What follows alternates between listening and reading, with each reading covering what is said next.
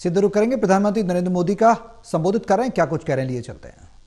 खड़े हैं जहां हमारे ट्रैवल प्लान केवल धरती के शहरों तक सीमित नहीं है। इंसान आज स्पेस फ्लाइट्स और इंटरप्लेनेटरी यात्राओं को भी कमर्शलाइज करने, उसे सिविल एविएशन के लिए खोलने के सपने देख रहा है। ये बात सही है कि इसमें अभी समय है, लेकिन ये बताता है कि आने वाले समय में एविएशन सेक्टर कितने बड़े ट्रांसफॉर्मेशन और इनोवेशन का केंद्र बनने वाला है। भारत इन सभी संभावनाओं के लिए तैयार है। मैं इसका आधार भारत में 3 मजबूत पिलर्स के कारण बता रहा हूं। पहला, भारत के पास मार्केट है।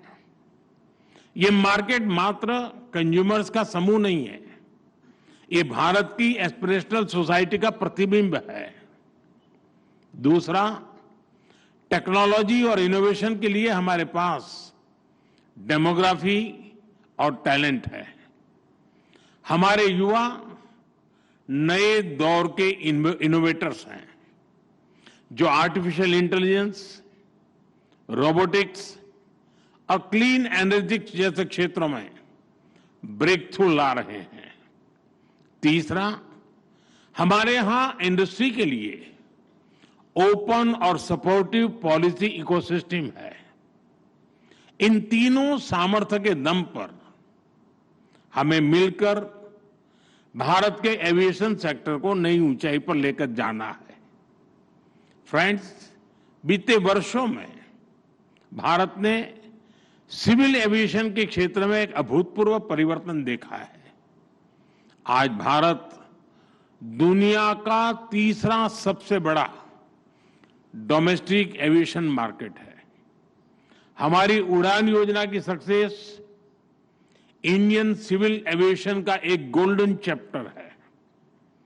इस योजना के तहत 15 मिलियन से ज्यादा यात्रियों को सस्ती एयर ट्रैवल की सुविधा मिली है। कई नागरिक पहली बार हवाई सफर कर पाए हैं। हमारी एयरलाइंस भी लगातार डबल डिजिट ग्रोथ हासिल कर रही है। भारत और विदेशी एयरलाइंस को मिलाकर हर साल करीब 24 करोड़ यात्री, 240 मिलियन पैसेंजर्स हमारे यहां उड़ान भरते हैं। यानी दुनिया के ज्यादातर देशों की टोटल पॉपुलेशन से भी कहीं ज्यादा। और 2030 तक ये संख्या 50 करोड़ 500 मिलियन पैसेंजर तक पहुंचने की संभावना है। आज भारत में 3.5 मिलियन मैट्रिक टन सामान एयर कार्गो से ट्रांसपोर्ट होता है। इस डेकेड के अंत तक ये भी बढ़कर 10 मिलियन मैट्रिक टन तक पहुंचने वाला है। साथियों, केवल आंकड़े नहीं है, ये नए भारत के पोटेंशियल की एक झलक है और भारत अपने इस पोटेंशियल को मैक्सिमाइज करने के लिए फ्यूचरिस्टिक रोडमैप पर काम कर रहा है। हम वर्ल्ड क्लास एयरपोर्ट इंफ्रास्ट्रक्चर में इन्वेस्ट कर रहे हैं। जैसा नायडू जी ने बताया, 2014 तक भारत में 74 ऑपरेशनल एयरपोर्ट थे। आज इनकी संख्या बढ़कर 162 हो चुकी है। इंडियन कैरियर्स ने 2000 से ज्यादा नए एयरक्राफ्ट के लिए ऑर्डर दिए हैं और ये तो अभी शुरुआत है। भारत का एविएशन सेक्टर एक ऐसे टेक ऑफ पॉइंट पर खड़ा है जहां से उसे लंबी और सबसे ऊंची उड़ान भरनी है। और ये उड़ान केवल भौगोलिक सीमाओं को पार नहीं करेगी, बल्कि दुनिया को सस्टेनेबिलिटी, ग्रीन मोबिलिटी और इक्विटेबल एक्सेस की दिशा में भी ले जाएगी। फ्रेंड्स, आज हमारे एयरपोर्ट्स की हैंडलिंग कैपेसिटी हर साल 500 मिलियन यात्रियों तक पहुंच चुकी है।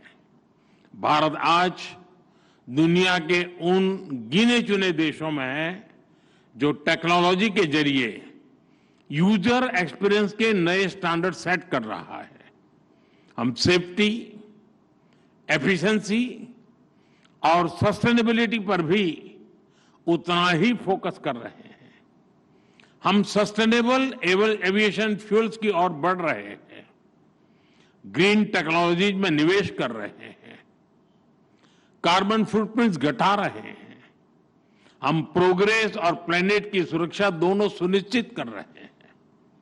साथियों, ये हमारे जो विदेशी अतिथि हैं, मेरा उनसे आग्रह है कि आप डीजी यात्रा ऐप के बारे में जरूर जानिएगा। डीजी यात्रा ऐप डिजिटल एविएशन का एक उदाहरण है।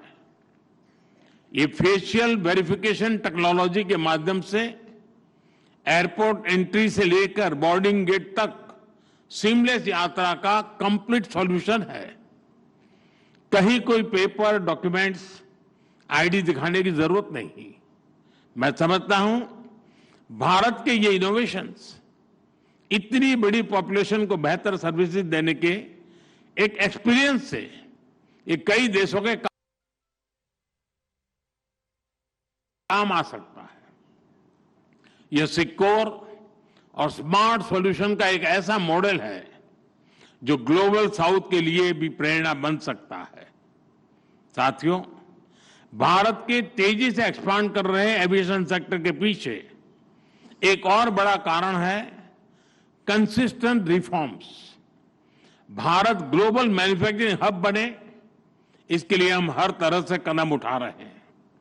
इस साल के बजट में हमने मिशन मैन्युफैक्चरिंग घोषित किया है। इसी वर्ष हमने भारत की पार्लियामेंट में, जैसा नायडू जी ने अभी बताया, protection of interest in aircraft objects bill पारित किया है। इससे केपटाउन कन्वेंशन को भारत में कानूनी ताकत मिली है। अब एयरक्राफ्ट लीजिंग करने वाली ग्लोबल कंपनियों के लिए भारत में नया मौका खुल रहा है। आप सभी को गिफ्ट सिटी में मिल रही छूट के बारे में भी जानकारी है। गिफ्ट सिटी के इंसेंटिव्स ने भारत को एयरक्राफ्ट लीजिंग का एक अट्रैक्टिव डेस्टिनेशन बना दिया है। साथियों, नया भारतीय वायुयान अधिनियम हमारे एविएशन कानूनों को ग्लोबल बेस्ट प्रैक्टिसेस के अनुरूप बना रहा है। यानी भारत में एविएशन सेक्टर के कानून सहज है, नियमों में सहूलियत है और टैक्स स्ट्रक्चर सरल है।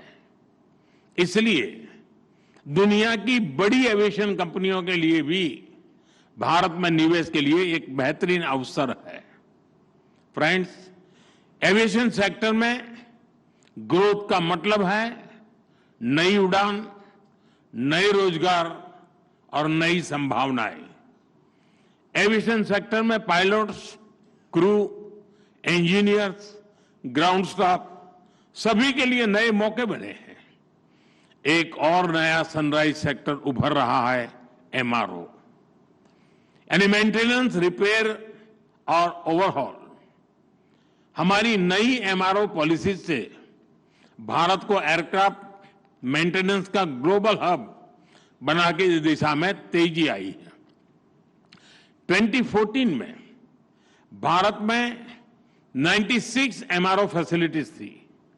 आज इनकी संख्या 154 हो चुकी है। 100% FDI under automatic rule, GST में कटौती, टैक्स रेशनलाइजेशन, ऐसे कदमों ने एमआरओ सेक्टर को नई ऊर्जा दी है। अब हमारा लक्ष्य है 2030 तक भारत को $4 बिलियन का एमआरओ हब बनाना। साथियों, हम चाहते हैं कि दुनिया भारत को सिर्फ एक एविएशन मार्केट नहीं, बल्कि एक वैल्यू चेन लीडर के रूप में भी देखें। डिजाइन से लेकर डिलीवरी तक Bharat global aviation supply chain का इंटीग्रल हिस्सा बन रहा है। हमारी दिशा सही है, हमारी गति सही है, इसलिए हमें विश्वास है कि हम तेजी से आगे बढ़ते रहेंगे। मेरा आग्रह है, मेक इन इंडिया के साथ सभी एविएशन कंपनियां डिजाइन इंडिया भी करें। साथियों, भारत के एविएशन सेक्टर का एक और मजबूत पक्ष है उसका इंक्लूसिव मॉडल। आज भारत में 15% से अधिक पायलट महिलाएं हैं। ये ग्लोबल एवरेज से 3 टाइम्स ज्यादा है। दुनिया भर में कैबिन क्रू में महिलाओं की औसत भागीदारी लगभग 70% है। हमारे यहां 86% है। भारत के एमआरओ सेक्टर में महिला इंजीनियरों की संख्या भी ग्लोबल एवरेज से आगे बढ़ रही है। साथियों, आज एविएशन सेक्टर का एक और की कंपोनेंट ड्रोन टेक्नोलॉजी है। भारत ड्रोन टेक्नोलॉजी को टेक्नोलॉजिकल एडवांसमेंट के लिए इस्तेमाल कर रहा है। साथ ही हमने इसे फाइनेंशियल और सोशल इंक्लूजन का एक टूल बनाया है। ड्रोन के जरिए हम महिलाओं के सेल्फ हेल्प ग्रुप्स को एम्पावर कर रहे हैं। इससे खेती में, डिलीवरी में, सर्विसेज में महिलाओं की भागीदारी बढ़ी है। साथ ही एविएशन में सुरक्षा को हमने हमेशा टॉप प्रायोरिटी पर रखा है। आईकाओ के ग्लोबल स्टैंडर्ड से भारत ने अपने नियमों को अलाइन किया है। हाल ही में आईकाओ की सेफ्टी ऑडिट ने हमारे प्रयासों को सराहा है। एशिया पैसिफिक मिनिस्ट्रियल कॉन्फ्रेंस में दिल्ली डिक्लेरेशन एडॉप्ट होना भारत के कमिटमेंट का प्रमाण है।